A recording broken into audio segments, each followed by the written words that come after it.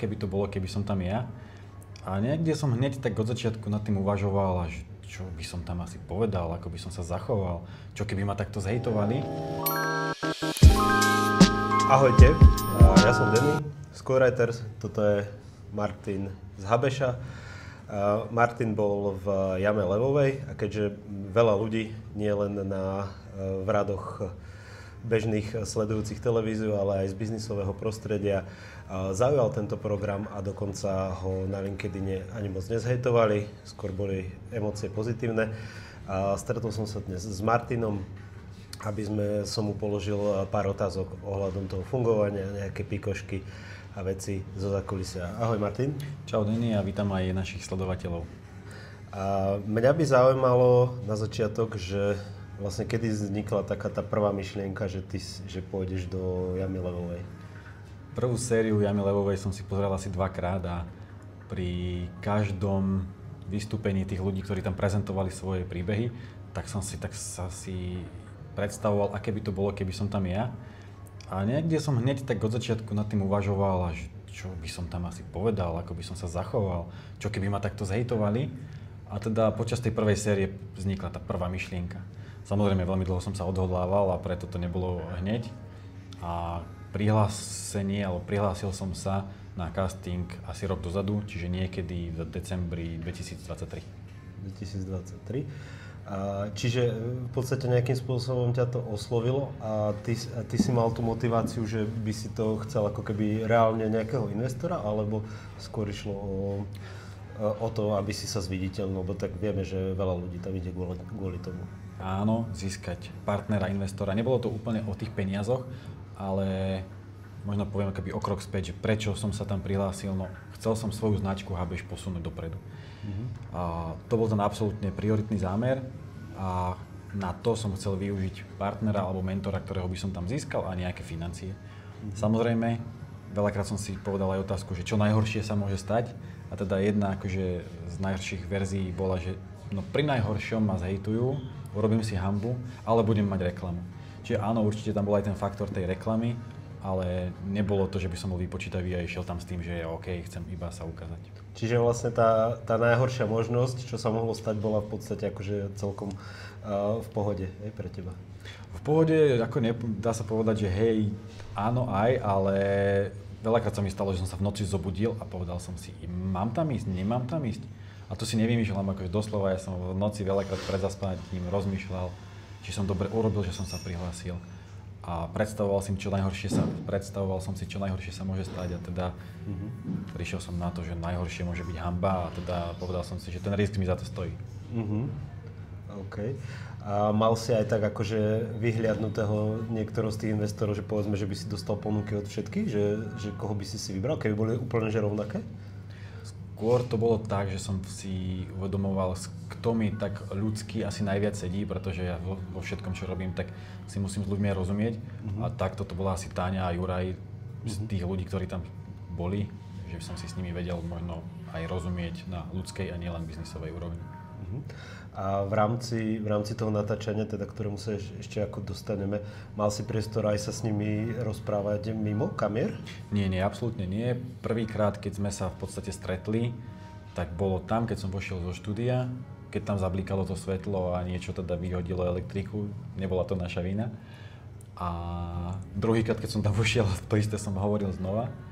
A po skončení natáčania taktiež v podstate my sme sa rozlúčili, oni si išli svojou cestou, ja svojou a po natáčaní v tom štúdiu tak sa ešte išlo vlastne do také miestnosti, kde robili tie rozhovory po natáčaní, čiže nejaké prvé dojmy a pocity.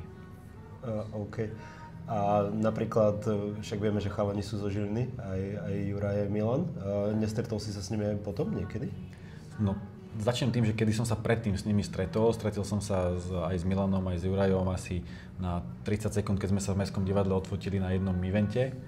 A čo bolo milé, tak Juraj, keď som tam vošiel, tak jedna z prvých vecí, čo povedal, teda, že nás pozná, registruje. A ja som si nebol istý, že odkiaľ, či si ma napríklad nemýli s mojím bratom. Ale teda, keď som sa s tým stretol aj po, a to bolo zase na nejakej konferencii v Novej synagóge, tak mi potvrdil, že nie, že teda značku Habeš registroval. a že nás teda poznal. Milan taktiež nás registroval, ale ako hovorím, že by sme sa poznali alebo predtým rozprávali o nejakom biznise, to vôbec. OK. Dobre, tak vráťme sa teda vlastne ešte na začiatok, že teda mal si nejakú myšlienku, že tam pôjdeš, potom nejako padlo rozhodnutie, že sa ideš prihlásiť, takže podal si prihlášku cca rok dozadu. Áno, skúsim to tak zhrnúť chronologicky. Ešte dokončím to prečo, lebo jedno prečo bolo to biznisové, a biznisové, že prečo, no lebo chcem posunúť značku Habeš a nejako sa posunúť dopredu. A druhé bolo takéto moje osobné, kde ja som taký tvrdohlavý, cieľavedomý a potrebujem nejako sa posúvať. A sám sebe som chcel dokázať, že niečo také dokážem a že to dám bez toho, aby som tam spravil nejakú hanbu. A preto teda jedna bola biznisová motivácia a druhá moja osobná, dokázať to teda pred tými levmi odprezentovať tak, aby som ja bol spokojný. A tá chronológia teda je, že niekedy na jeseň sa posielajú prihlášky, ak sa nemýlim, teda ja som ju poslal v decembri, a začiatkom jari alebo ešte v zime som mal prvé telefonáty, kde som vysvetlil svoj príbeh, svoju značku a teda čo robíme. Potom bol nejaký videotelefonát, no a následne niekedy na jar bol casting. Casting znamená, že aj ja, aj Galila, tá naša kamarátka Etiópčanka, sme prišli do Bratislavy a plus minus sme im ukázali, čo chceme robiť. A na základe tohto castingu a tohto stretnutia oni zhodnotili, či niekoho berú, neberú, alebo tretia možnosť bude náhradník a my sme boli tým náhradníkom. To znamená, že mojou úlohou bolo sa pripravovať na 100% s tým, že nevieš, či pôjdeš do vysielania. Čiže nevieš, či pôjdeš teda vôbec pred levou. Čiže mali sme sa pripravovať na nejakú skúšku, ktorá mala byť niekoľko dní alebo týždňov pred nahrávaním s veľkým otáznikom. No a o to viac som možno mal pochybnosti, či ísť do toho naplno, či nie. No a toto bolo teda, nepamätám si kedy presne, niekedy v lete. Rozhodol som sa, že na skúšku sa pripravíme na 100%, že dáme do toho všetko. A sme tam prišli, odprezentovali všetko to, čo bolo v štúdiu vidieť v telke, tak vlastne sme si tam nachystali. A to sa im páčilo, hneď na druhý deň nám teda povedali, že áno, presvedčili ste nás a idete teda do jamy levovej na živé, naozaj jasné nahrávanie. No a medzi touto informáciou a tým nahrávaním bolo koľko času potom? To už nepamätám si presne, ale mám pocit, že to bolo buď dni alebo týždeň. A s tým, že tam ja už som mal plus minus vyladené všetko, čo chcem povedať, nejaký ten svoj pitch, 3-minútový je tak, čiže už na tú prezentáciu, na tú skúšku som bol pripravený kvázi na 100%. Dobre, ten pitch, ako viem si predstaviť, že to bolo možno asi tvoja najdôležitejšia prezentácia v živote, že ako to vznikalo? Veľmi sa to vyvíjalo, konzultoval som to s rôznymi, nielen kamarátmi, ale aj ľuďmi z biznisu alebo podobného biznisu, ako mám ja. A musím povedať, že som si uvedomovala, že tá najslabšia stránka moja bola v podstate to aj na čom to zlyhalo, že ten biznis plán, biznis nápad alebo teda niečo, čo je škálovateľné a dá sa z toho možno expandovať do zahraničia, tam chýbalo.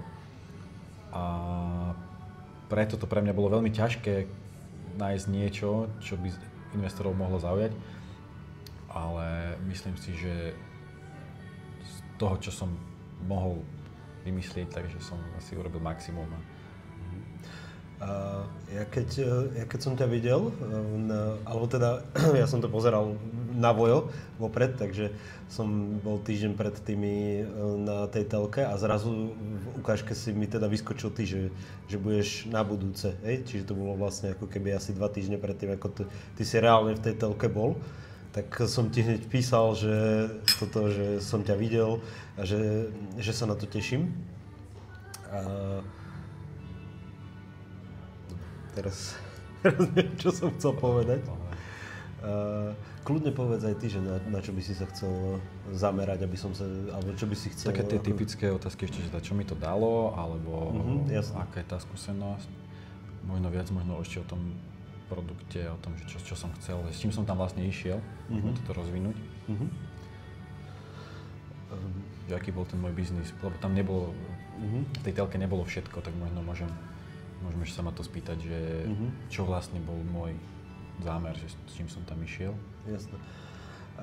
Čiže pozeral som to v telke nedočkavo, keďže nepoznal som ťa až tak, ale už sme sa na pár akciách stretli. a teda vedel som, že robíš ako keby niečo s kávou, s dobrou kávou. A že vlastne čo bolo takým tvojim zámerom, keď si tam išiel do Čiže v podstate, ako sa Milan spýtal, hej, že teda čo urobíte s investíciou, alebo čo chcete? Poček si objednáme a budeme pokračovať. Nemáme žiadne live stream. Ty si dáš ešte... takú malú kavičku. Espresso iba? Čisté mal, alebo... S mliekom. Také makiatko mu teda správa si. Také niečo maličké. A kde si dám máču? Zelenú. Zelenú máču a správame ju nech tam je nejaký latte art pekný, keď si toto už položíme na stôl, nech to tam vidno. Tu šálku môže zjať, alebo? Hej. Takže teda si sa pýtal, že v podstate, že Milan tak zareagoval, sa pýtal, že čo nám vlastne ponúkaš, alebo teda čo urobíme s investíciou, keď ju dostaneš.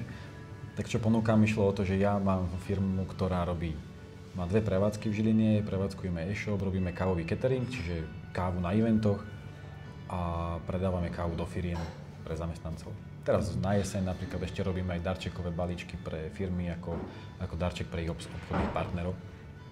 Čiže toto je to, z čoho som sa chcel ja rozdeliť s nejakým partnerom, do čoho mohol vstúpiť a teda by mal v tomto zabehnutom biznise už podiel.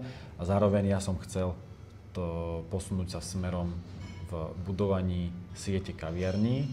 To znamená, že spraviť jednu ďalšiu a potom postupne budovať ďalšie. A teda plánuješ v tomto pokračovať aj bez investora? Ak mám úprimne povedať, tak ten posledný rok a aj teda skúsenosť z Jamy Levovej mi možno otvorila oči v niektorých veciach, ktoré som možno tušil, niektoré som možno nevedel, alebo som si pred nimi zatváral oči, a to je, že naozaj ten kávový a kaviarenský svet je extrémne konkurenčný na Slovensku, možno asi všade, a zároveň nie je až tak ľahko škálovateľný a treba naozaj veľké investície. Čiže v tomto asi sám, v tom stave, ako som, pokračovať nebudem, respektíve nemám teraz zámer budovať sieť kaviarní. Neznamená to, že by som nechcel možno otvoriť nejakú ďalšiu, ale musím si úprimne povedať, že ja nemám na to, aby som teraz proste do roka otvoril 3 alebo 10. To by bolo veľmi naivné. A vlastne ty si, jak si spomínam, ty si tam mal celkom akože, myslím, že Milan ti hovoril toto, a že vlastne, že koľko kaviarní si nejakým spôsobom oslovil s tou kávou do firiem a ty si vravel, že možno, že 50 alebo tak a že si tam mal aj nejaké úspechy. Toto bol Juraj, ktorý sa ma pýtal, že koľko firiem, ako B2B som oslovil. Musím povedať, že to je asi jediná vec, ktorú som nevedel, a to číslo som si vymyslel, že 50 a že dodávam do 10. Nehovorím, že to nie je úspešné, je to vec, ktorú som podceňoval a mal som možno na tom viac pracovať, aby som viac firiem oslovil, čiže s týmto s Jurajom súhlasím. Ale čo možno nebolo odvysielané a čo mi zase Milan Dubec poradil, alebo teda jeho názor bol, že mojou úlohou je teda hľadať lepšie lokality pre tú moju prevádzku a zároveň, že on by možno z tých dvoch, ktoré mám, urobil jednu. Áno, aj s týmto v podstate sa stotožňujem a súhlasím, že je to možno jedno z riešení, ale zase nie je to možné urobiť v tých lokalitách, ktoré mám momentálne. Čiže skôr to vidím tak, že ak sa vyskytne nejaká ideálna situácia, kde bude nejaká lokalita, ktorá naozaj bude pre to, čo by som chcel, ideálna, že vtedy by som toto riešil. Takže Jurajovú radu som už aj začal aplikovať, to znamená, že firmy sa snažím čo najviac oslovovať a od Milana tiež teda som si to zobral. Lebo presne toto, keď on ti toto povedal, že vlastne, že keď ty si niečo vyskúšal, že máš tam nejakú úspešnosť, tak si presne hovorím, že toto by asi mohla byť vec, ktorá by ti mohla pomôcť, hej? Ale tak lepšie sa vždy radí iným ako sebe samému. Hej, súhlasím, možno, ale čo mňa brzdilo posledné roky, že som bol zasekaný veľmi v tej operatíve, asi ako veľa podnikateľov, a že som čas venoval aj kaviarni, aj e-shopu, aj iným eventom, a teda na nejaké nové aktivity a B2B oslovovanie som keby nemal priestor. A teraz sa ti nejako podarilo uvoľniť ruky na toto? Skôr som si to dal ako takú väčšiu prioritu. Ďakujem. Kafičko. Čo to mám, labuť? No, jasné, No, mala by byť. Nech sa páči. To máš škaredé kačatko. A aj mama. Čiže uvoľnilo ti to ruky na alebo teda spravil si niečo s tou operatívou, aby si mal viacej času na tie dôležité veci? Áno, trochu, čo mi aj pomohlo, je to, že vlastne máme nového zamestnanca, ktorý bol schopný prebrať na seba viac aktivít. A teda ja som mal trochu priestoru viac a zároveň manželka Nikola mi pomáha v kaviarni prebrať za mňa nejaké aktivity a tým ja teda stíham trochu viac času venovať týmto B2B aktivitám.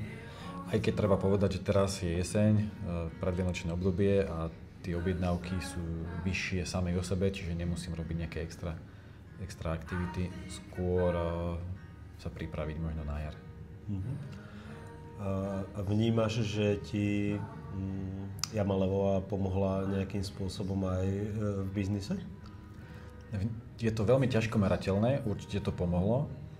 Bol jeden bod, a teda deň, keď sa to odvysielalo, tak sa stala ešte ďalšia vec, že pri našej kaviarni odstránili lešenie, ktoré tam bolo pol roka a tým pádom automaticky sa zvýšila návštevnosť kaviarne. Čiže tieto dve veci spolu nám pomohli v kaviarni.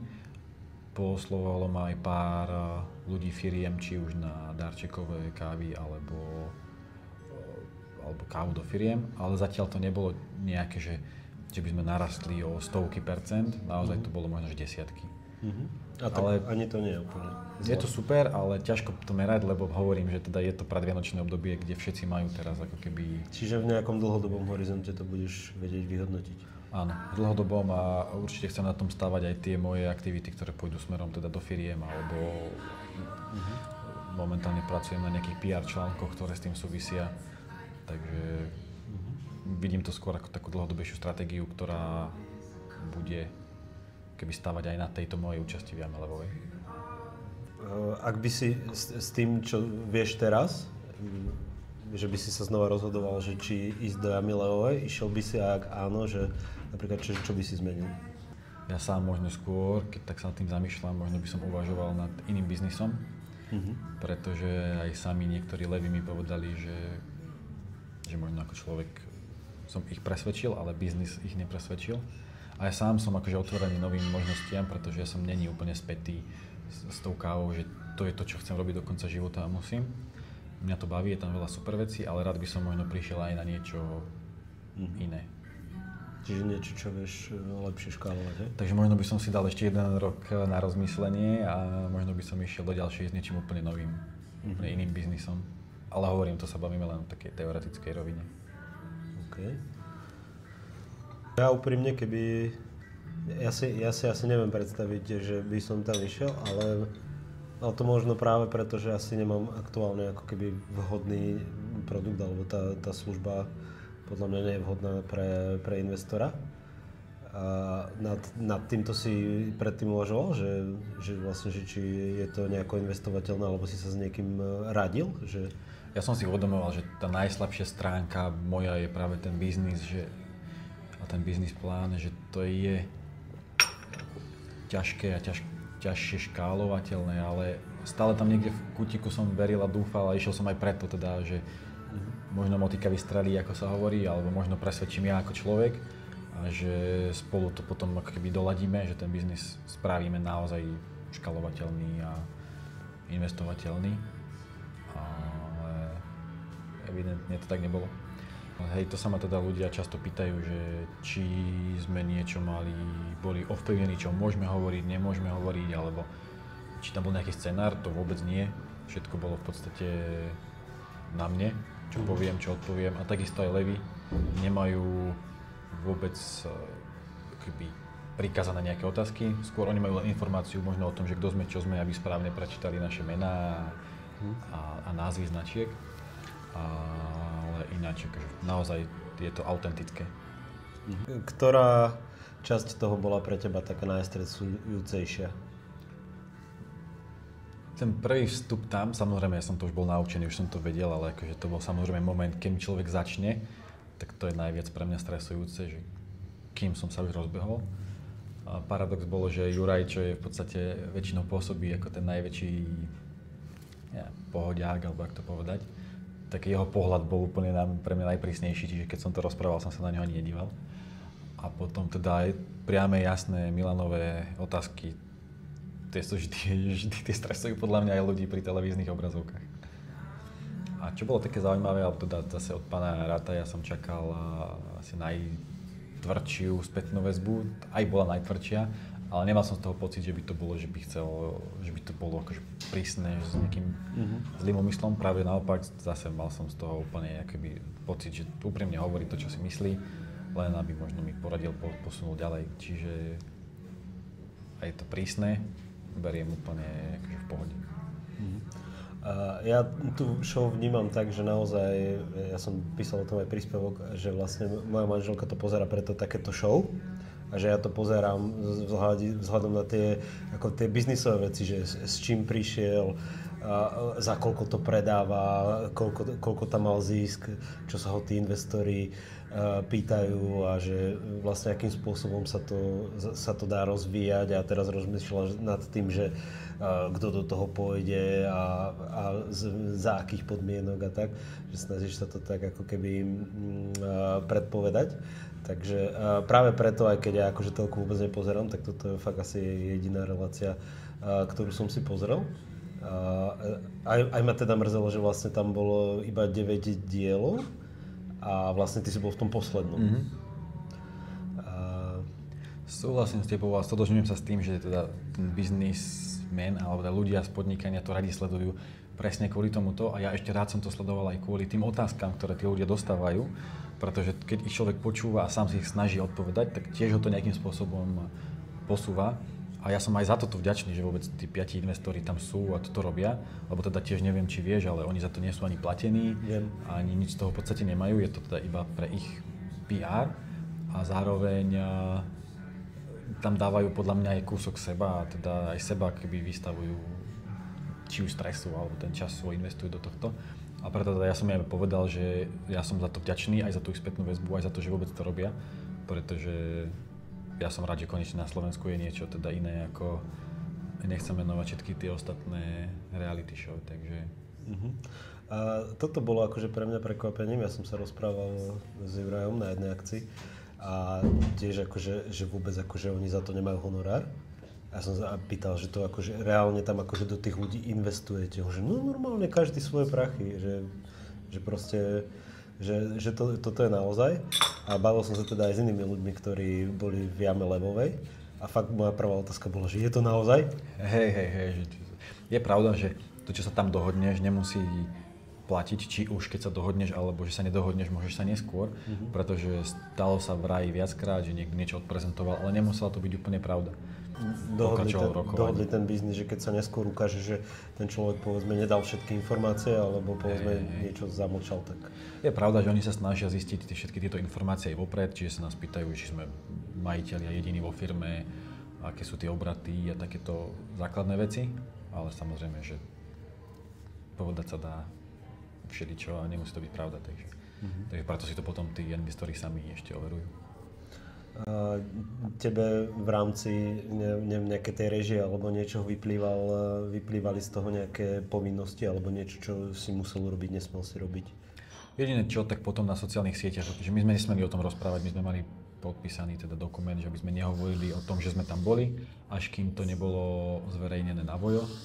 A potom to, ako sme komunikovali na sociálnych sieťach, že sme museli označovať Markízu a Jamu Levovú. Ale inak, samozrejme, že aby tam nejaké hanlivé veci sa nepoužívali, aby sme neriešili nejaké... Ja som si aj myslel, že niečo takéto máš, tak ja som ani vopred nevyzvedal, keď som ti vtedy písal. Že vravím si, však už ten týždeň vydržím a... Hej, takže... To bolo zaujímavé, že v podstate nikto o tom nevedel, ani zamestnanci, ani rodina. Ale o to lepšie som nemusel vysvetľovať a hovoriť. Dobre, povedzme, že nás pozerá niekto, kto by budúci rok sa chcel do toho prihlásiť. Čo by si mu odporúčil, že ako sa na to nachystať? No v prvom rade si teda rozhodnúť, s čím presne a jasne tam chcem ísť a konzultovať s ľuďmi a prezentovať si ten svoj pitch alebo tú ideu pred ľuďmi, ktorí sa v danej oblasti možno rozumejú viac, sú skúsenejší. A myslím si, že v dnešnej dobe je veľmi veľa rôznych networkingových eventov alebo konferencií, kde sa človek vie dostať naozaj k skúseným ľuďom, ktorí ho vedia takto posunúť. Čiže niekedy stačí si dať večer nealko pivo s niekým, kto má viac skúseností a takto nás vie posunúť. A určite aj iní naši, každý má myslím, že svojich kruhov nejakých známych, ktorým vie ten svoj nápad odprezentovať. Samozrejme, aby to nebola babka alebo mama, lebo tá povie, že je to super. Takže možno, že ťa tam v nejakej ďalšej sérii uvidíme aj s iným biznisom. No ja som skôr vtipkoval, že niekto hovoril, že čo ďalej, tak som vtipkoval, že no na budúce pôjdem do farmy, ale samozrejme to bol iba vtip, kde by som teda určite nešiel. A asi nemyslím ani, že bolo vhodné ísť do ďalšej série, skôr je to o tom, že teraz využiť svoje skúsenosti a posunúť to ďalej po vlastnej osi. Ja ti teda ďakujem za rozhovor, aj za kávu a držím palce. Ďakujem aj ja, no a určite sa zase vidíme a pri káve prebereme nejaké nové veci z skutočnosti. Díky, ahoj. Na zdravie.